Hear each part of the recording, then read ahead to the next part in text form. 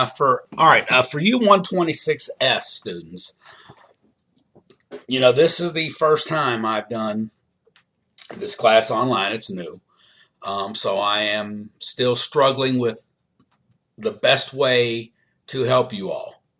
Um, you're obviously, at a lower level math wise. I mean, nothing wrong with that, but it is what it is. And, my strengths as probably an instructor for students at that level is being able to sit down and help you with things one on one. I mean, that's kind of how I do things on campus, but unfortunately, we're not on campus. So I am sitting here struggling with how to, create assignments, do stuff that will benefit you.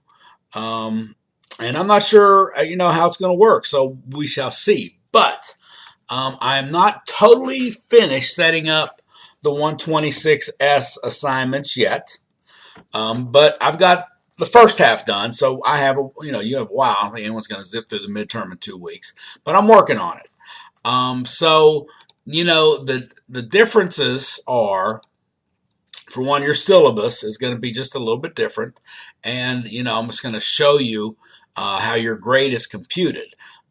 Since it is a supplemental workshop, your grade is heavily reliable on whether you pass the 126 class or not. If you don't pass the 126, then you will not earn enough credit to pass the 126S. And whatever's going on, either my computer or something is slow. But so everything's fairly similar. Your attendance is expected. Again, it's the same thing if you don't log in. Your class activities are going to involve completing all the assignments that are designated for, quote, 126 only, and all exam reviews.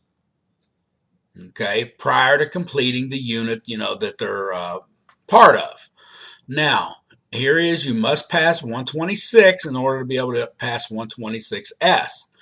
And then, see, that gives you half your grade. So therefore, if you don't pass 126, you get a 0, so you can't pass the 126S, because if you don't pass 126, you need to take both of them again. So that's kind of the whole point. So your activity notebook, whatever, but online it's not really called a notebook, is going to be completing 80% of your classroom activities, which are the 126S activities. Okay, and those are going to be posted up there in the class. And then your exam reviews are 10 points. So therefore, you got to complete all the 126S stuff and the exam reviews to get your passing grade for the class. Okay, so that's kind of the syllabus, even though there's a couple things that don't seem right there, but it's all right. I'm going to show you what I'm talking about. So as you go through your assignments, you're a 126S student. You're going to go right in line here, and then you're going to complete these three before you do your linear and rational equations homework. Then you do your proportions, little, hopefully assistance there before you do these two sections. Then I've got one for systems of equations before we do determinants, so on and so forth.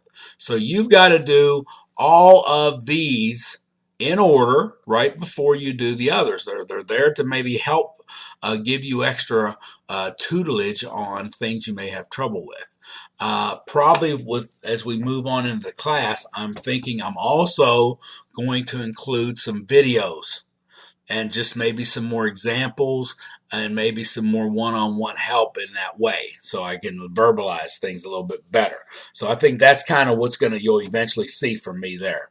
But everything else is the same in the class. It's just, you are required for the credit in the 126S to complete these sections. Now, they're not, you won't be graded on it per se.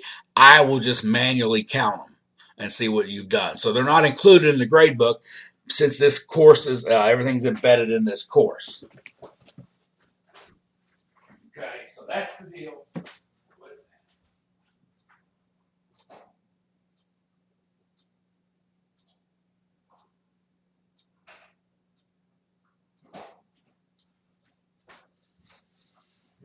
Okay, sorry, I had to step away for a second. So, that's pretty much it. Nothing else changes because you've watched the other video, and so you're just sitting here doing your work. But the thing that you really need to concentrate on is asking for help when you need it. Okay? I think that's very important. So you must reach out to me. I'm going to try to reach out to you. I'm going to try to give you work for these assignments that will help you, that may give you some good review practice, but who knows? And so you may need a little extra. So please email me if you get stuck on something. You're here to get your grade. You want to get your credit for this course. That's the best way to do it. Okay, so I'm going to stop there, and hopefully I hear from you. Have a good day.